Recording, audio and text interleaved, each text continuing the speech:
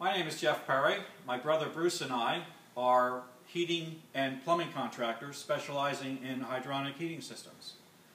One of the things we've noticed over the years is that there's no simple, safe way to mount an expansion tank. When you get an expansion tank out of the box, it weighs a couple of pounds. However, expansion tank can get waterlogged, like this one. This one came off a job site. It's a number 30 size, and it weighs 45 pounds. A number 60 weighs 72 pounds when it's waterlogged. So just hanging these things off of a pipe is not safe. And there's been, up till now, no safe method of mounting this to a structure so that you know when they get waterlogged, they won't fall off the wall and create damage.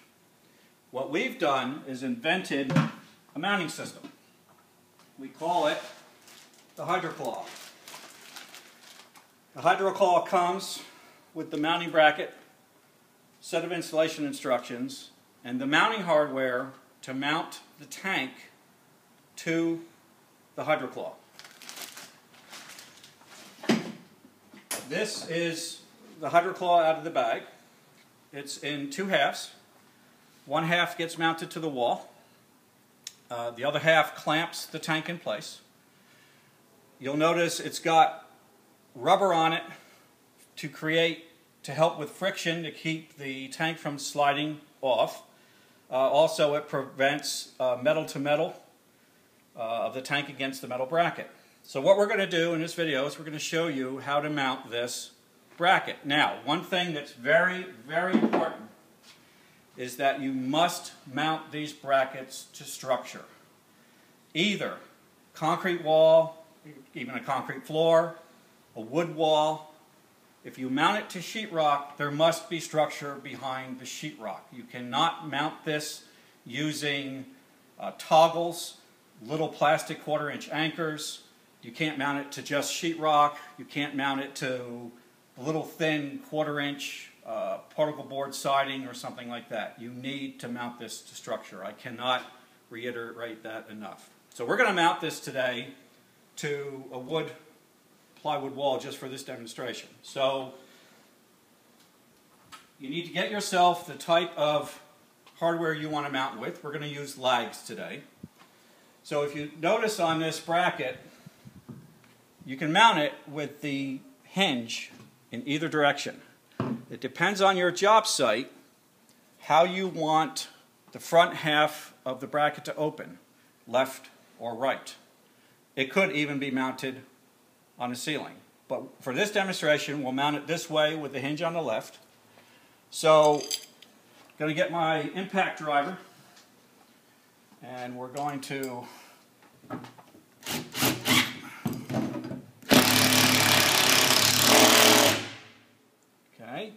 and I'm going to level it up. Going to get another lag,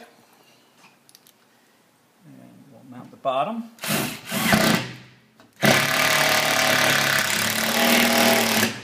Now, if you notice in this bracket, we have also included a center access that lets you get into the center hole of the bracket.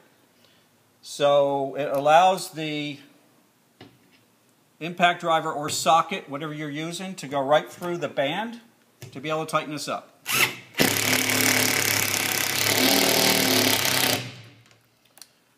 Brackets mounted.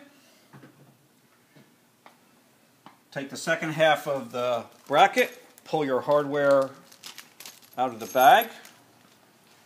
We send you a 2.5-inch bolt for the hinge. We send you an 1.5-inch bolt for putting the bracket together, and some nylon nuts, and I'll explain that in a second, and some washers. So step one, very simply,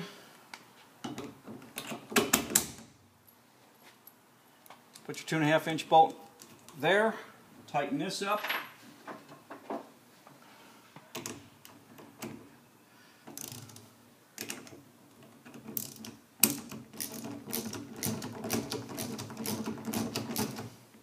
Okay.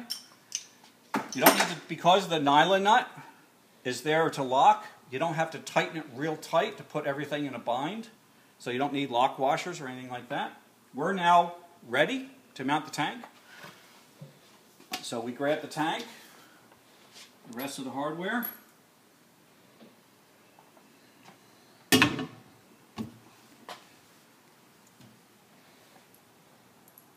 Take the 1.5-inch bolt and a washer. The other washer, the nylon nut.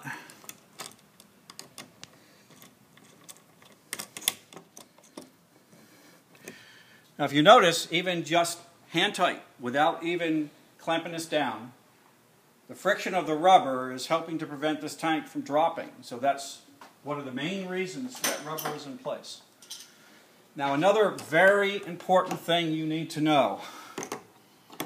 You do not want to clamp this all the way. The object is to tighten this until the tank is secure. Depending on the diameter of the tank, and there is a slight variation of all the different brands of tanks that are on the market, there is a slight variation in the diameter of these number 30s and number 60s. So you need to verify the diameter of your tank before you purchase this or install it. This tank happens to be 11 inches in diameter. We don't need to clamp this all the way down until it's flat. You could actually start to crush the tank. And that's the complete installation of the Hydroclaw. Again, it's important. Got to mount this structure. Somewhere in the future, this number 30 could end up weighing 45 plus pounds. The number 60 could weigh 72 pounds. And really pull this off the wall if it's just put on sheetrock or toggle bolts or something like that. So that's the most important thing you can remember. We will be coming out very soon. We're going to have available the smaller tank, the smaller bracket that will hold the smaller tank. These brackets will hold hydronic expansion tanks.